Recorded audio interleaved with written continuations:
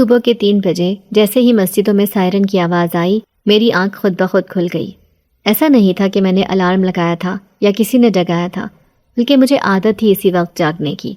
ہر روز اسی وقت آنکھ کھلتی تھی، جیسے بدن میں کوئی الارم فٹ ہو چکا ہو۔ مگر آج نیند آنکھوں میں بالکل نہیں تھی، جیسے میری ساری توانائی نچوڑ لی گئی ہو۔ میں تھکی تھکی سی اٹھی، بدن بوجھل ہو رہا تھا۔ ابھی چند لمحے پہلے ہی تو میں نے اپنی 2 سالہ بیٹی کو گہری نیند سلایا تھا۔ وہ پوری رات روتی رہی تھی، شاید پیٹ میں درد تھا یا کوئی اور تکلیف تھی جو زبان سے بیان نہیں کر سکتی تھی۔ ننھی جان کے چہرے پر جو تکلیف میں نے دیکھی تھی، اس نے مجھے اندر تک توڑ کر رکھ دیا تھا۔ میں اسے چپ کرواتے کرواتے نڈھال ہو گئی تھی، لیکن کسی نے آ کر ایک بار بھی یہ نہیں پوچھا کہ میں رات بھر جاگی ہوں یا میری طبیعت کیسی ہے۔ لیکن یہاں کون سوچتا تھا میرے بارے میں؟ یہ سسرال تھا جہاں میرا مقام بس کام کرنے والی کی طرح تھا۔ میں نے لمبی سانس لی، اپنے آنسو اندر ہی اندر نگل لیے اور ہمت باندھ کر کچن کی طرف چل پڑی۔ وقت کم تھا اور کام زیادہ، مجھے روزے کا بھی دھیان رکھنا تھا اور پورے گھر والوں کو سحری بھی کروانی تھی۔ میرا سسرال کافی بڑا تھا، یہاں ہر کوئی اپنے نخرے اور اپنی مرضی کے ساتھ کھانے کا عادی تھا۔ میں جانتی تھی کہ اگر وقت پر سحری نہ بنی یا کسی کو شکایت ہو گئی تو سب باتیں سنانے کو تیار رہتے تھے۔ مجھ پر سب کا غصہ ایسے اترتا تھا جیسے میں یہاں صرف دوسروں کی خدمت کے لیے آئی ہوں۔ کسی کو پرواہ نہیں تھی کہ میری بھی کوئی خواہش ہو سکتی ہے یا میں بھی انسان ہوں۔ جلدی جلدی میں نے آٹا گوندنا شروع کیا۔ ہاتھوں میں تھکن تھی، لیکن میں نے رکنے کا سوچا بھی نہیں۔ ایک ایک پل قیمتی تھا، کیونکہ سحری کا وقت نکلنے میں دیر نہیں لگتی تھی۔ آٹا گوندھ کر میں نے انڈے کی چٹنی بنانا شروع کی۔ یہ گھر کی پسندیدہ ڈش تھی، لیکن پسندیدگی صرف ان کی تھی، میری نہیں۔ میں پراٹھے بنانے لگی، لیکن جلدی کے چکر میں ایک آدھ پراٹھا تھوڑا زیادہ پک گیا۔ میں جانتی تھی کہ اس پر بھی مجھے باتیں سننی پڑیں گی، لیکن میرے پاس وقت کہاں تھا سوچنے کا۔ ابھی تک تو کسی کو جگایا بھی نہیں تھا۔ جیسے ہی پہلا پراٹھا توا چھوڑ کر پلیٹ میں آیا، میں نے اپنی ساس کو آواز دی۔ ان کا مزاج ایسا تھا کہ اگر وقت پر نہ جگایا جائے تو کہتی تھی، ارے مجھے تو کسی نے جگایا ہی نہیں، میرا روزہ رہ گیا تو گناہ تمہارے سر ہوگا۔ اور اگر جلدی جگا لوں تو کہتی، تمہیں میری نیند کی بھی کوئی پرواہ نہیں۔ ہر حال میں قصور میرا ہی بنتا تھا۔ میں نے ساس کو جگایا اور پھر اپنی نند کی طرف چلی گئی۔ اسے بھی اٹھانا مشکل تھا، نخرے الگ۔ ایک بار آواز دو تو کہتی تھی، اتنی جلدی کیا ہے، ابھی تو وقت ہے۔ اور جب وقت نکلنے لگتا تو بھاگ کر آتی، تم نے مجھے پہلے کیوں نہیں اٹھایا؟ میں ہر وقت خود کو قصوروار محسوس کرتی تھی، چاہے غلطی میری ہو یا نہ ہو۔ ساس کے سامنے جب گرم گرم پراٹھا رکھا تو جیسا کہ مجھے توقع تھی، انہوں نے فوراً ناک پھوٹ چڑھائی۔ یہ کیا ہے؟ سارا پراٹھا جلا دیا۔ میں یہ نہیں کھاؤں گی، میرے لیے روٹی بنا کر لاؤ۔ میں نے ایک لمحے کو گہری سانس لی۔ آنسو آنکھوں میں بھر آئے، لیکن میں نے انہیں پلکوں کی دہلیز سے نیچے اترنے نہیں دیا۔ میں جانتی تھی کہ اگر میری آنکھوں میں آنسو دیکھ لیے گئے تو مجھے کہا جائے گا، ذرا سی بات پر رونے لگتی ہو، صبر کرو۔ میری نند کا معاملہ بھی کچھ کم نہ تھا۔ وہ پراٹھے کے ساتھ آملیٹ کی شوقین تھی، اور اگر ذائقہ اس کی مرضی کا نہ ہو تو ناشتے سے ہاتھ اٹھا لیتی تھی۔ یہ انڈے میں کیا ہے؟ نمک کم ہے یا زیادہ؟ اسے خوش رکھنا مشکل تھا، لیکن میں کوشش کرتی تھی۔ پھر میرے دیور کی باری آتی تھی۔ وہ ناشتہ ایسے کرتا تھا جیسے کسی بادشاہ کا دسترخوان سجا ہو۔ اسے پراٹھا، آملیٹ، دہی اور نہ جانے کیا کیا چاہیے تھا۔ سسر کے نخرے الگ، ان کے لیے پھینی بنانی ہوتی تھی، لیکن اس کے ساتھ ناشتہ بھی مکمل چاہیے ہوتا تھا۔ ان سب کی خدمت کرتے کرتے میری سانس پھولنے لگتی تھی، لیکن مجال ہے جو کسی نے ایک بار بھی کہا ہو، بیٹا تم نے سحری کر لی؟ جب سب کو کھلا چکی تب جا کر میں نے ایک لمحے کو سکون کی سانس لی۔ آخری 5 منٹ باقی تھے اور میں نے سوچا کہ جلدی جلدی وہی بچا ہوا پراٹھا کھا لوں۔ یہ پراٹھا جو دوسروں کے لیے بیکار تھا، میرے لیے روزے کی بنیاد بننے والا تھا۔ میں نے جلدی سے لقمہ توڑ کر منہ میں ڈالا ہی تھا کہ پیچھے سے میری بیٹی کے رونے کی آواز آ گئی۔ وہ جاگ گئی تھی، شاید پھر سے پیٹ میں درد ہو رہا تھا۔ میں نے جلدی سے پراٹھا ایک طرف رکھا اور اسے گود میں لے لیا۔ وہ میرے سینے سے لگ کر زور زور سے رونے لگی۔ میرا دل کٹنے لگا۔ اسی دوران میری ساس کی آواز پھر گونجی، ارے برتن دھو کر سونا، مجھے کچن میں گندے برتن بالکل پسند نہیں۔ میں نے ایک لمحے کو بیٹی کو دیکھا۔ اس کی آنکھوں میں آنسو تھے، اس کے معصوم سے چہرے پر تکلیف تھی۔ میرا دل کیا کسی کو بتاؤں کہ میں بھی انسان ہوں، میں بھی تھکی ہوں، لیکن یہ کہنے کی ہمت ہی کہاں تھی۔ یہاں میری اوقات صرف اتنی تھی کہ کام کروں، سنوں اور خاموش رہوں۔ میری نیند، میری بھوک، میری تھکن سب میرے اندر دفن تھی۔ میں سر جھکا کر کہنے لگی، جی اماں، میں برتن دھو کر سوں گی۔ میں اپنی بیٹی کو بہلا کر سلانے کی کوشش کر رہی تھی، لیکن سب سحری کر کے نماز پڑھ کے اپنے اپنے کمروں میں جا چکے تھے دوبارہ سونے کے لیے، اور میں پھر اس کے ساتھ جاگتی رہی۔ اچانک ہی تھکن کا احساس میرے کندھوں اور جسم کو بھاری کرنے لگا۔ ایسے لگ رہا تھا جیسے منو بوجھ میرے اوپر رکھا ہو، نہ جانے اس سے کب نجات ملے گی۔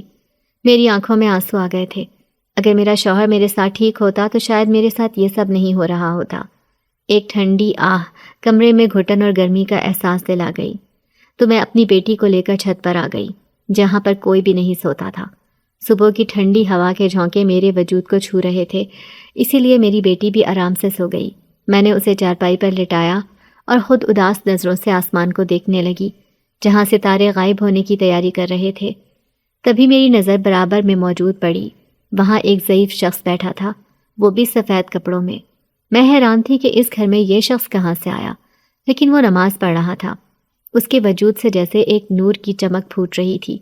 میں حیرت سے اسے دیکھتی رہی، پھر اس نے سلام پڑھ کر دعا مانگنی شروع کی۔ اچانک ہی اس نے پلٹ کر مجھے دیکھا تو میں ڈر کر پیچھے ہو گئی۔ میں حیران ہو کر سوچ رہی تھی کہ یہ کون ہے۔ پھر اپنی بیٹی کو لیے میں کمرے میں واپس آ گئی تھی۔ دل چاہ رہا تھا کہ ابھی آنکھیں بند کر لوں اور سو جاؤں، لیکن میں جانتی تھی کہ مجھے ابھی پورا کچن صاف کرنا ہے۔ زندگی مجھ پر اتنا بڑا بوجھ بن جائے گی یہ تو میں نے سوچا بھی نہیں تھا۔ گرمیوں کے شدید دن چل رہے تھے، ابھی زندگی میں اور نہ جانے کتنی مشکلات آنے والی ہیں، مجھے کیا کچھ برداشت کرنا ہوگا، یہی سوچ سوچ کر میں پریشان تھی۔ میرا نام رابعہ ہے۔ میں ایک بد نصیب لڑکی تھی جس کی شادی ایک ایسے شخص سے ہوئی جو اسے سخت ناپسند کرتا تھا۔ میرا شوہر یاسر پہلے ہی کسی دوسری لڑکی سے محبت کرتا تھا۔ یہ عشق جنون کی صورت اختیار کر گیا تھا، لیکن میری ساس اس رشتے پر راضی نہیں تھی، اسی لیے اس نے مجھے پسند کیا اور میری شادی یاسر سے کر دی۔ میں ایک میٹرک پاس سادہ سی گھریلو لڑکی تھی، لیکن یاسر کو ماڈرن لڑکیاں پسند تھیں۔ شادی کی رات ہی اس نے مجھے بتا دیا کہ وہ مجھے سخت ناپسند کرتا ہے اور ایک دن اسی لڑکی سے شادی کر کے رہے گا جس سے وہ محبت کرتا ہے۔ یہ سن کر تو میں خود پھوٹ پھوٹ کر رو پڑی تھی۔ پھر 6 مہینے بعد ہی اچانک وہ کہیں چلا گیا اور اسی دوران میں بھی حاملہ ہو چکی تھی، لیکن سب کہہ رہے تھے کہ وہ کسی باہر ملک چلا گیا ہے۔ مجھے شک تھا کہ وہ دوسرے شہر چلا گیا ہے اور اس نے اسی لڑکی سے شادی کر لی ہے جس سے وہ محبت کرتا تھا۔ مجھے اس کے بارے میں کچھ معلوم نہیں تھا، لیکن پھر 1 سال بعد جب میرے ہاں ایک بیٹی کی پیدائش ہوئی تب مجھے پتہ چلا کہ یاسر دوسرے ملک چلا گیا ہے۔ وہ اپنے ماں باپ سے ناراض تھا، لیکن جب اس نے پیسے بھیجنا شروع کیے تو سب نے اسے معاف کر دیا۔ اب میری ساس بہت خوش تھی، لیکن میری ساس اسے فون پر کہنے لگی کہ جب وہ واپس آئے گا تو وہ اس کی شادی اسی سے کروا دیں گی جسے وہ پسند کرتا ہے۔ یہ سن کر میں پھوٹ پھوٹ کر رو پڑی تھی۔ اس نے اتنا بھی خیال نہیں کیا کہ اب اس کی بیٹی اس دنیا میں آ چکی ہے، لیکن میری ساس مجھ پر اور ظلم و ستم کرنے لگی۔ پھر ایک دن میری ساس کہنے لگی، یاسر تمہیں چھوڑنا چاہتا ہے، وہ اسی سے شادی کرے گا جس سے وہ محبت کرتا ہے۔ میں نے ان کے سامنے ہاتھ جوڑ دیے اور روتے ہوئے کہنے لگی، اماں یہ ظلم نہ کرو، میں بہت ہی غریب ہوں، میرے سر پر باپ بھی نہیں ہے، اگر اس نے مجھے طلاق دے دی تو میں کہاں جاؤں گی؟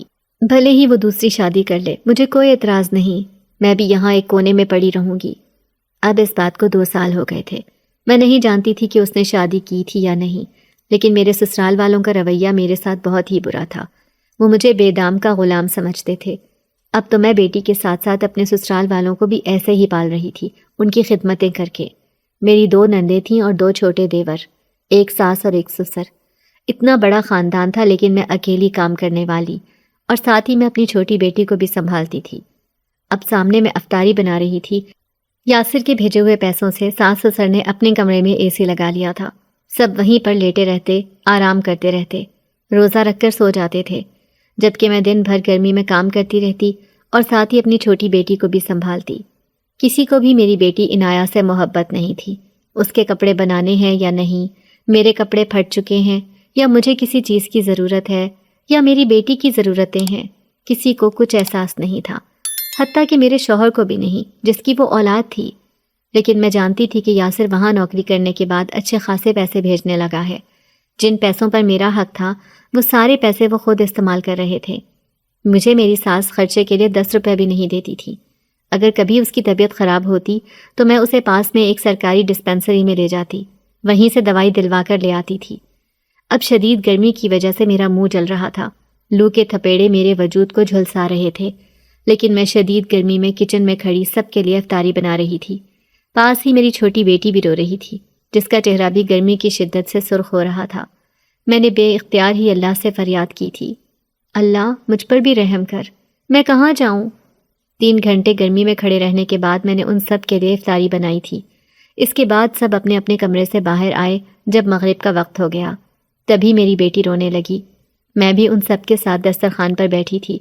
پھر میری ساس کہنے لگی، یہ تو شور مچا رہی ہے، دیکھو پہلے ہی میرے سر میں درد ہے، اسے کمرے میں لے جاؤ اور اپنی افطاری بھی لے جاؤ۔ اس نے مجھے کمرے میں جانے کا اشارہ کر دیا تھا۔ میں حیران رہ گئی کہ یہ تو اس کی ہی نسل ہے، اس کا ہی خون ہے، پھر یہ اسے کیسے بیزار ہو سکتی ہے؟ بیٹی کو سلانے کے بعد جیسے ہی میں باہر کچن میں آئی تو حیران رہ گئی۔ ساری بچی ہوئی چیزیں ایسے ہی بکھری پڑی تھی اور برتن بھی سارے کچن میں ڈھیر کی صورت میں موجود تھے، اور یہ سب مجھے ہی دھونے تھے، مجھے ہی صفائی کرنی تھی۔ پھر میں نے ساری چیزیں جو بچا کھچا سامان تھا وہ ایک شاپر میں ڈال دیا۔ میں دیکھ رہی تھی کہ اگر گلی میں کوئی بچہ وغیرہ ہوگا تو میں اسے دے دوں گی تاکہ وہ کسی کے گھر دے آئیں جہاں پر بچے اسے کھا لیں، ورنہ تو یہ سب ڈسٹ بن میں ہی جائے گا۔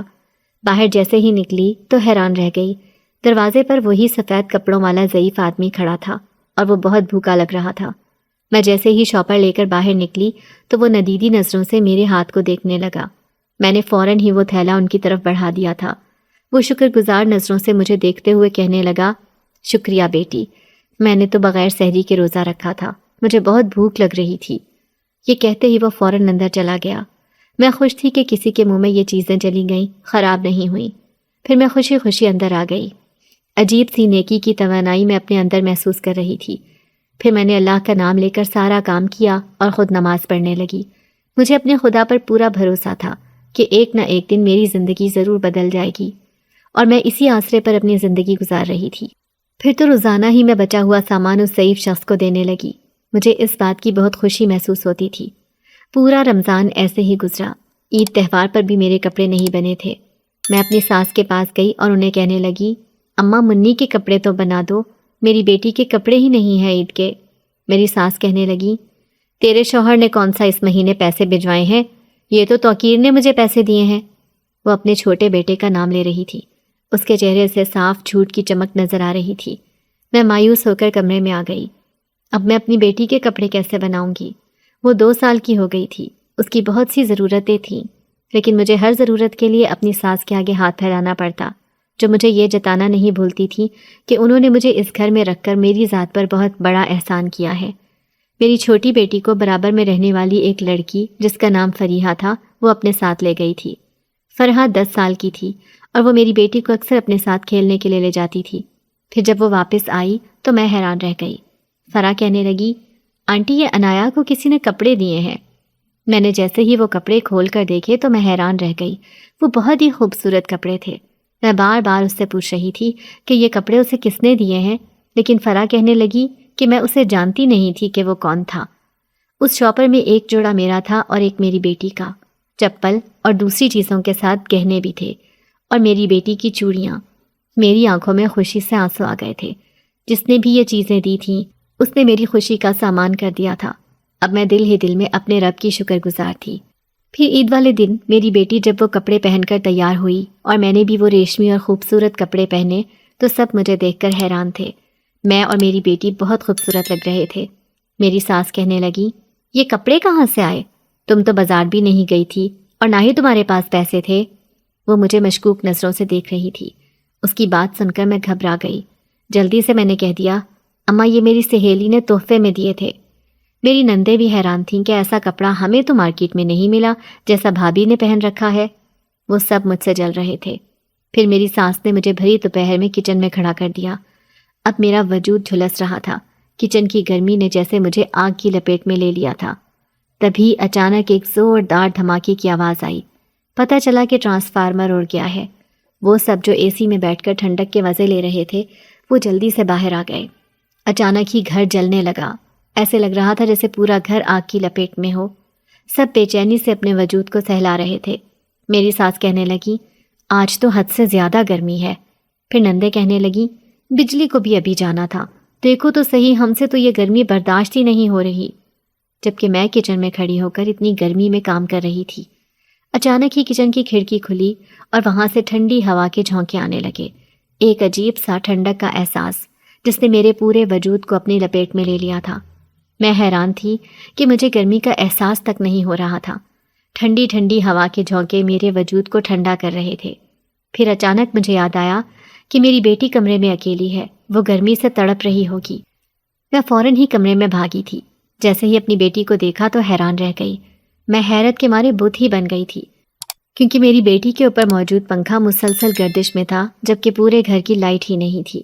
یہ منظر دیکھ کر تو مجھے اپنی آنکھوں پر یقین ہی نہیں آیا۔ میں حیران تھی کہ ایسا کیسے ہو سکتا ہے۔ میں نے جلدی سے کمرے کے دروازے بند کر دیے تھے کہ کہیں کوئی اور یہ منظر نہ دیکھ لے کہ پنکھا خود بخود کیسے چل رہا ہے۔ ایک کمرے میں موجود کھڑکی دوسری طرف کو کھلتی تھی، وہاں سے ہوا کے جھونکے آ رہے تھے اور پنکھا بھی مسلسل گردش میں تھا۔ میں اپنی بیٹی کے پاس لیٹ گئی۔ میں کام کرنے کی وجہ سے اتنی تھکی ہوئی تھی کہ تھوڑی ہی دیر کے بعد مجھے گہری نیند آ گئی تھی، لیکن مجھے کمرے میں بہت ٹھنڈ کا احساس ہو رہا تھا۔ میں حیران تھی کہ میں نے تو ایسا کچھ کیا بھی نہیں، پھر میرے اوپر خدا کی اتنی مہربانی کیسے تھی؟ لیکن میں نہیں جانتی تھی کہ ابھی میرے ساتھ مزید برا ہونے والا ہے۔ جب ایک دن میں مشین لگا کر کپڑے دھو رہی تھی، قریب ہی میری چھوٹی بیٹی کھیل رہی تھی، تبھی دروازے پر دستک ہوئی تھی۔ جیسے ہی میں نے دروازہ کھولا تو میری آنکھوں میں خوشی کے مارے آنسو آ گئے۔ سامنے میرا شوہر یاسر کھڑا تھا، لیکن یاسر نے مجھے دیکھ کر خوشی کا اظہار نہیں کیا تھا۔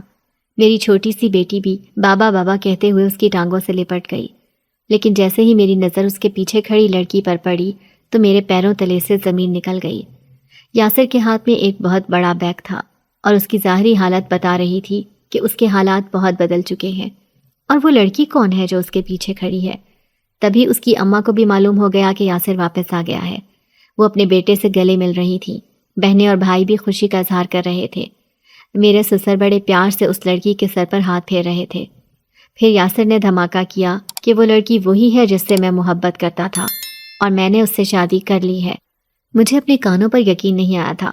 سب اسے مبارکباد دے رہے تھے اور اس لڑکی کے آگے پیچھے گھوم رہے تھے جو میرے سامنے کھڑی مسکرا رہی تھی۔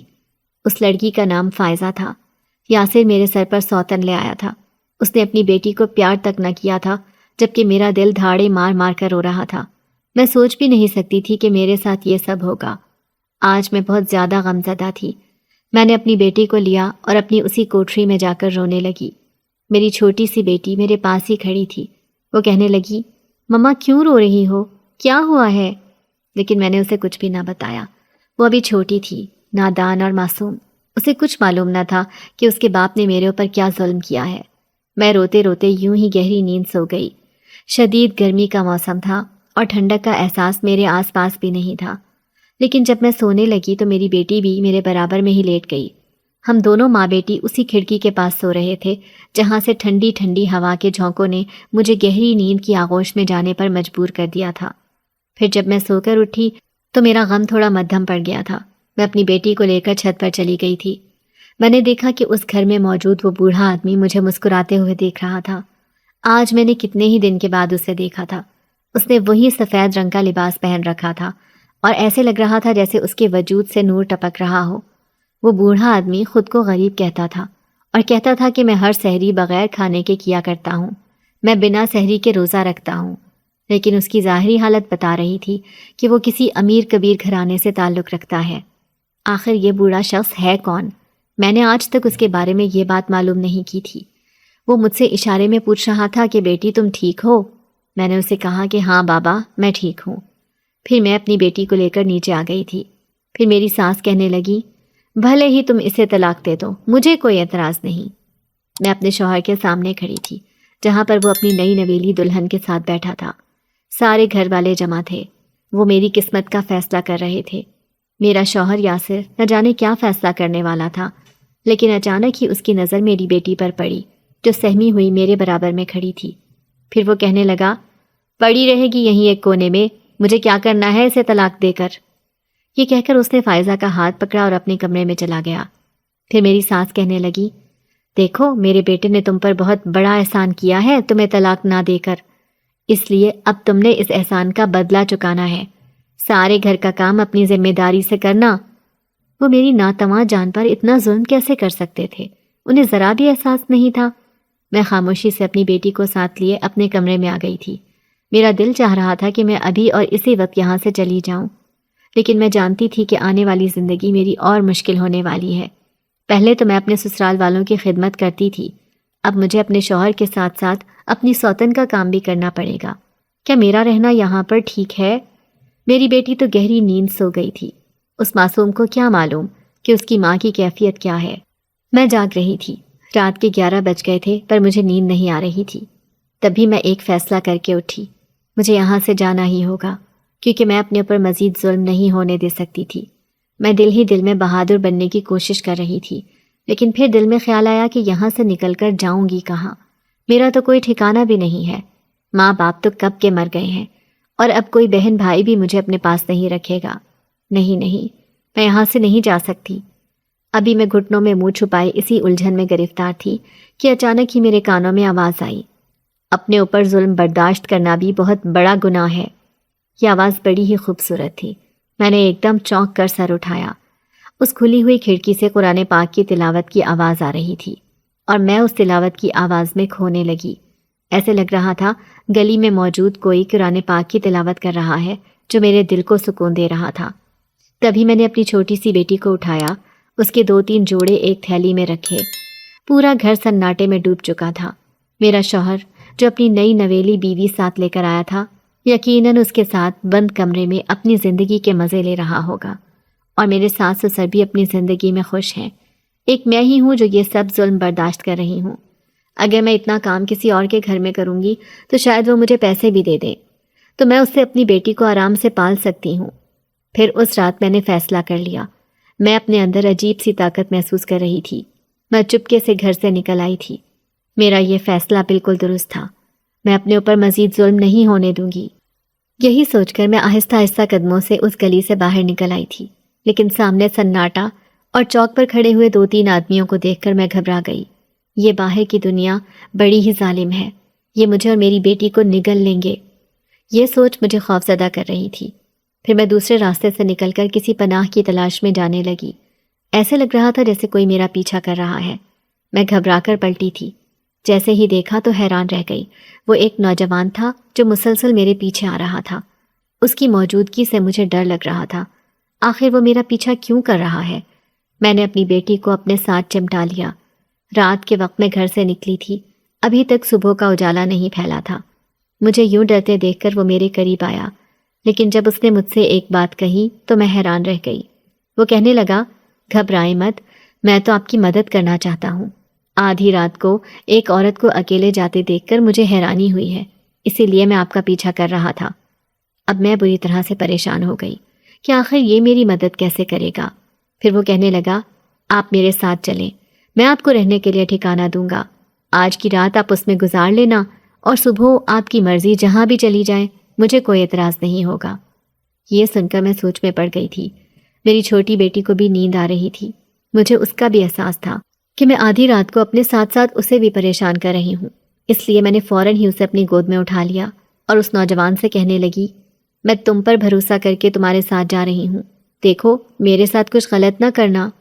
میں نے اسے اللہ رسول کا واسطہ دیا تھا، تو وہ سن کر مسکرانے لگا اور کہنے لگا، میں باقی انسانوں جیسا نہیں۔ اس پر یقین کر کے میں اس کے ساتھ چل پڑی تھی، لیکن یہ دیکھ کر میرے پیروں تلے سے زمین نکل پڑی کہ وہ مجھے ایک ویرانے میں لے آیا تھا۔ یہ تم مجھے کہاں لے آئے ہو؟ میں اس جگہ کو دیکھ کر خوفزدہ تھی۔ وہ مسکرا کر کہنے لگا، گھبراؤ مت، وہ دیکھو وہ میرا گھر ہے سامنے۔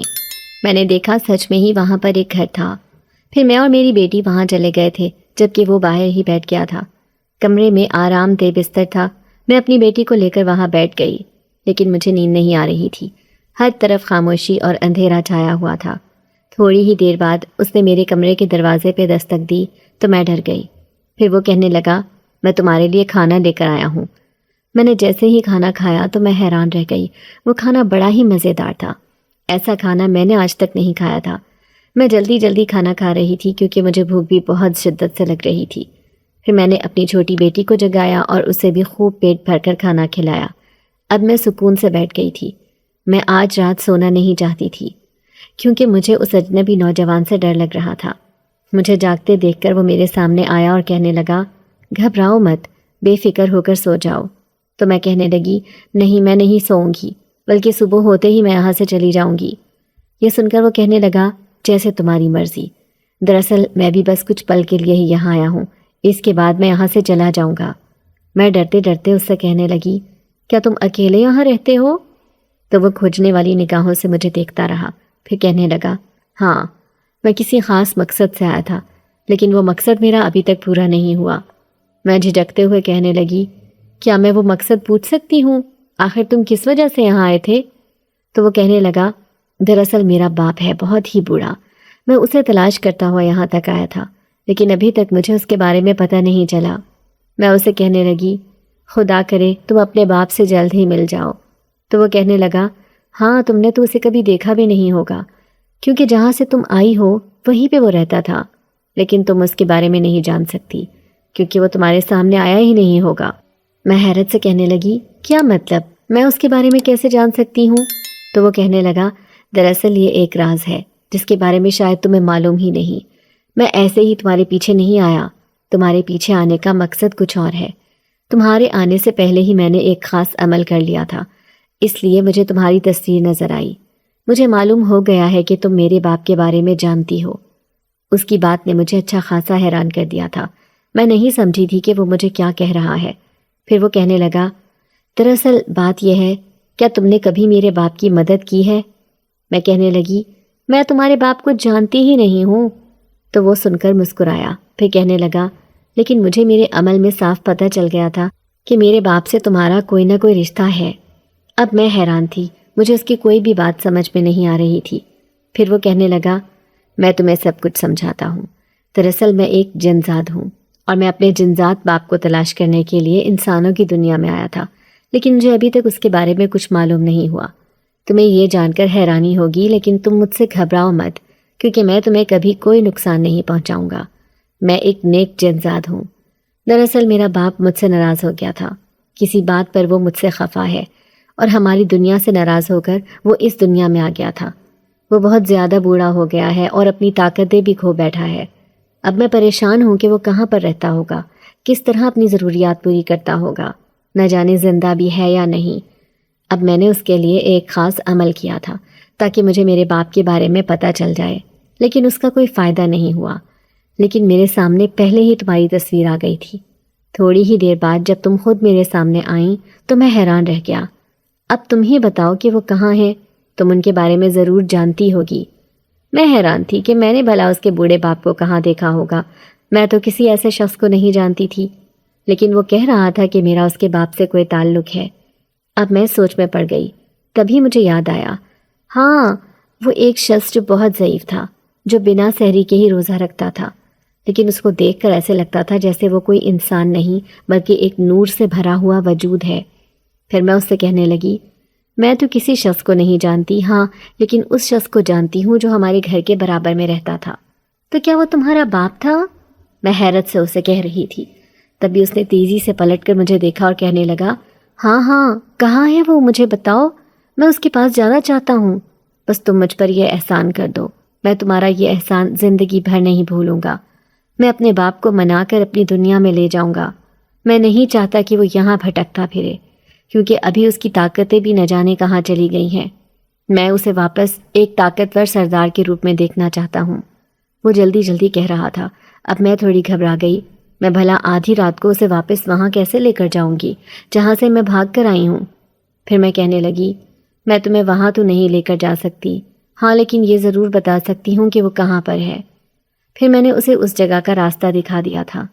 نہ جانے وہ وہاں پر گیا یا نہیں، لیکن میں نے اسے کہہ دیا تھا کہ میں نے اس بوڑھے جنزاد کو وہیں پر دیکھا تھا، لیکن میں نہیں جانتی تھی کہ وہ انسان نہیں بلکہ ایک جنات ہے۔ میری بات سن کر وہ خوش ہو گیا تھا، اس نے میرا شکریہ ادا کیا، اور میں بھی خوش ہو گئی تھی کہ وہ بوڑھے بابا جی جو در در کی ٹھوکریں کھا رہے تھے، اچھا ہے اپنے ٹھکانے پر واپس لوٹ جائیں گے۔ یہ رات بڑی مشکل سے گزری تھی۔ پھر صبح میں اپنی بچی کو لے کر ایک یتیم خانے میں چلی آئی۔ وہ بار بار مجھ سے پوچھ رہے تھے کہ آخر تم نے اپنا گھر کیوں چھوڑا۔ میں نے انہیں ساری سچائی بتا دی تھی۔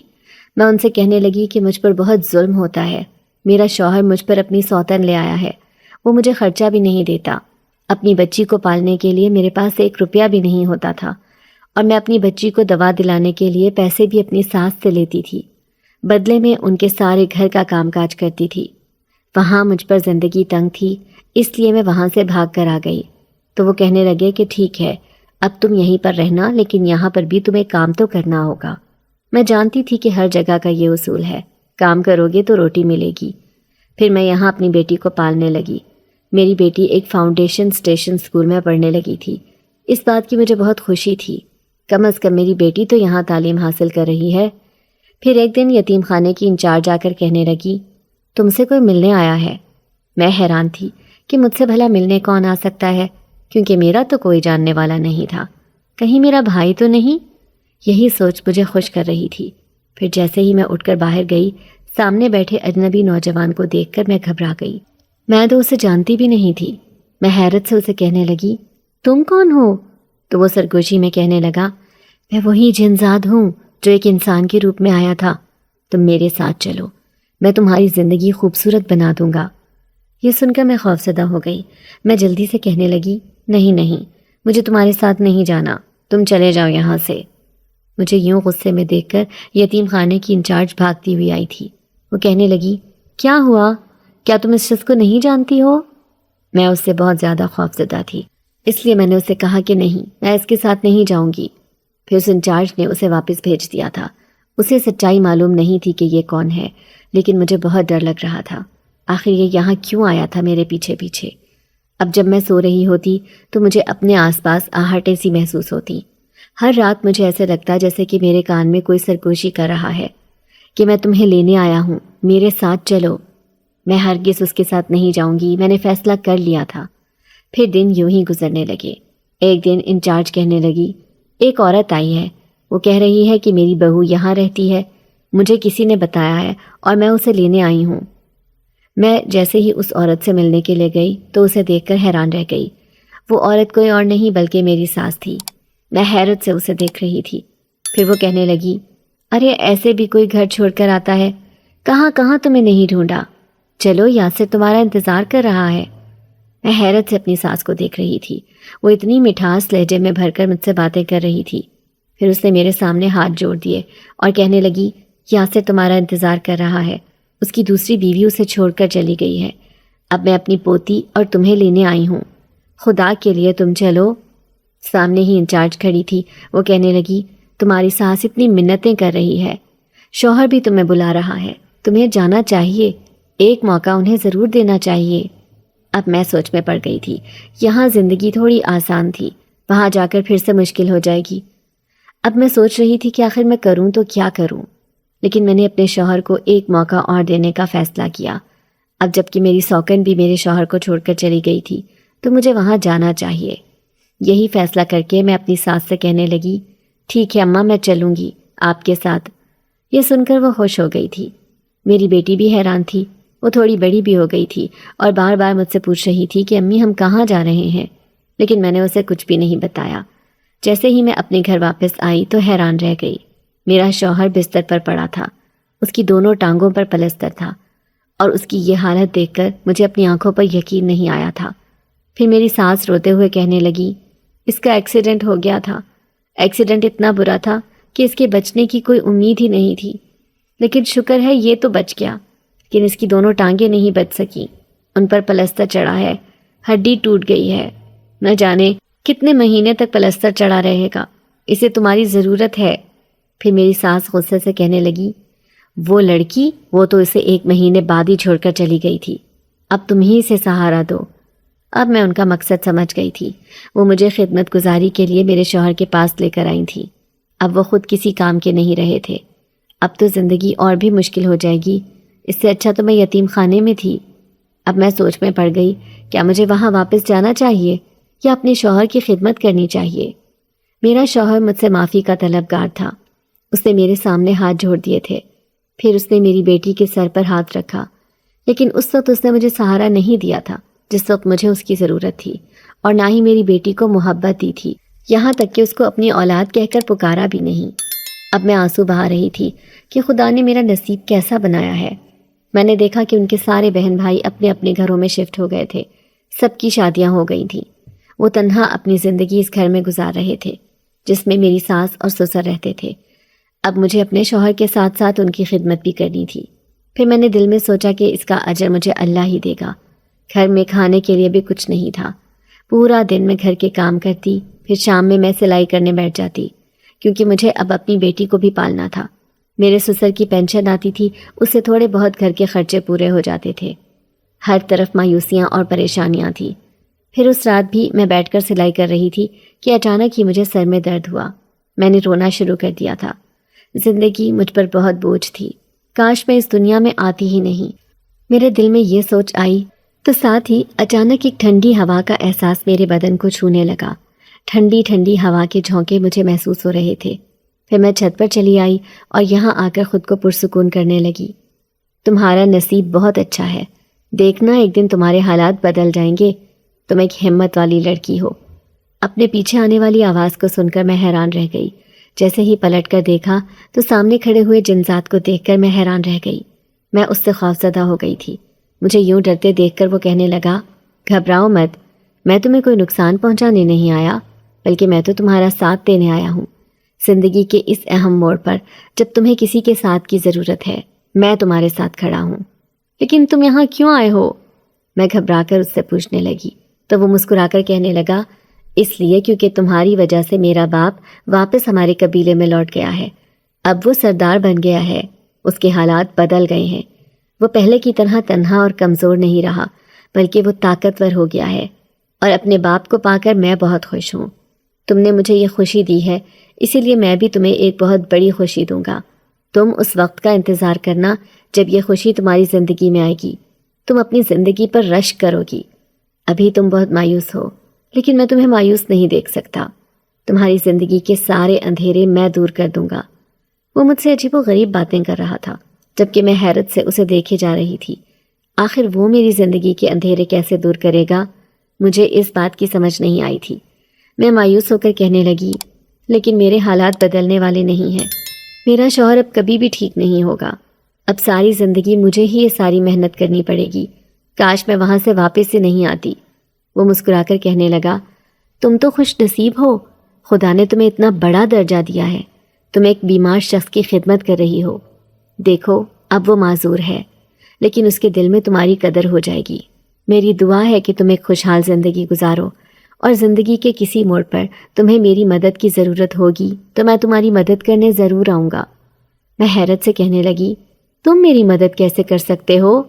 وہ کہنے لگا، میرے پاس ایک خاص جڑی بوٹیوں والا مرہم ہے، تم نے اسے اپنے شوہر کی ٹانگوں پر لگانا ہے۔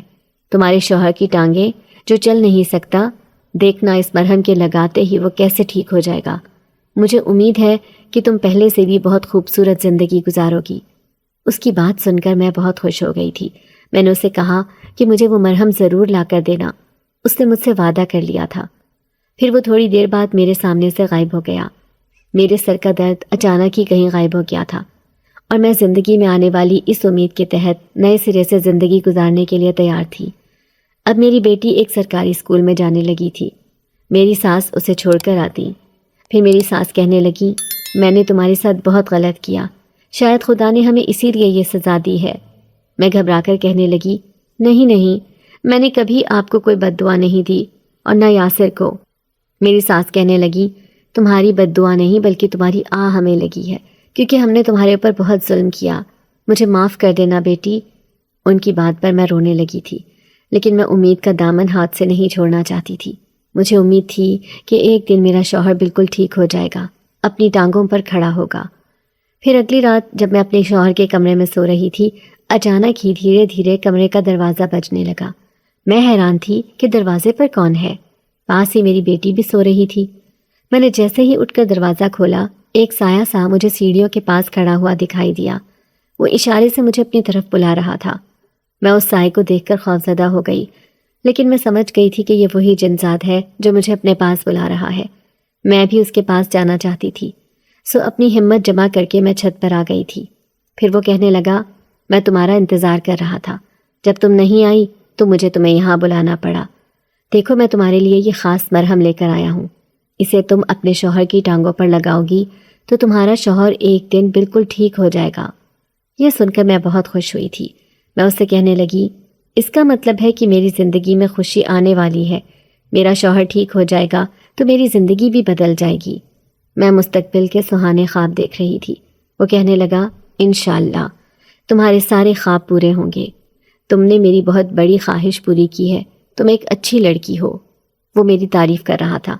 میں مسکرا کر کہنے لگی تم بھی ایک نیک جنات ہو، جس طرح تم نے میری مدد کی ہے میں چاہتی ہوں تم ہمیشہ ایسے ہی شاد آباد رہو۔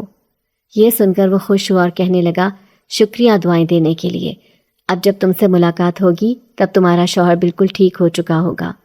یہ کہتے ہی وہ میرے سامنے سے غائب ہو گیا۔ پھر میں چپکے رات کو اس مرہم کی مالش اپنے شوہر کی ٹانگوں پر کرنے لگی۔ میں چاہتی تھی کہ وہ جلدی سے ٹھیک ہو جائیں۔ دھیرے دھیرے وہ ٹھیک ہو رہے تھے، لیکن انہیں اس بات کی خبر نہیں تھی۔ پھر میں ایک دن اپنے شوہر سے کہنے لگی یاسر اب آپ اٹھنے کی کوشش کریں، تھوڑا چلنے کی کوشش کریں۔ وہ حیران ہو کر کہنے لگا پاگل ہو گئی ہو، میں کبھی بھی ٹھیک نہیں ہو سکتا، ڈاکٹر نے کہا ہے کہ میں کبھی اپنے پاؤں پر کھڑا نہیں ہو سکوں گا۔ وہ آنسو بہا رہے تھے، ایک مرد ہو کر وہ رو رہے تھے۔ میں کہنے لگی اللہ سے امید نہیں توڑنی چاہیے، ہو سکتا ہے اللہ نے تم پر اپنا کرم کر دیا ہو، چلو میں تمہیں چلانے کی کوشش کرتی ہوں۔ میں نے زبردستی انہیں بستر سے اٹھایا تھا۔ پھر 2-3 قدم چلنے کے بعد ہی وہ نڈھال ہو گئے اور پھر واپس بستر پر لیٹ گئے۔ اب ان کی ٹانگوں کا پلستر اتر گیا تھا، لیکن لگاتار میں مسلسل 15 دن تک وہ مرہم ان کی ٹانگوں پر لگاتی رہی۔ جب پھر سے انہوں نے چلنے کی کوشش کی تو وہ حیران رہ گئے۔ وہ اپنی ٹانگوں میں تکلیف کم محسوس کر رہے تھے۔ آہستہ آہستہ وہ بالکل ٹھیک ہونے لگے اور اس بات کی مجھے بہت خوشی تھی۔ پھر ایک دن آیا جب وہ اپنے پاؤں پر کھڑے ہو گئے تھے۔ سارے خاندان والے حیران تھے۔ ایک دن میری ساس نے نیاز رکھی اور سارے مہمانوں کے سامنے کہنے لگی میری بہو تو میرے لیے اللہ کا تحفہ ہے، میرا بیٹا بڑا خوش نصیب ہے جو اسے ہیرے جیسی بیوی ملی ہے جس نے ہر برے وقت میں اس کا ساتھ دیا۔ میرا یاسر اسے اپنے ساتھ اگلے سال حج پر لے کر جائے گا، کیونکہ میں نے بینک میں بہت سارا پیسہ جمع کر رکھا ہے اپنے حج کے لیے۔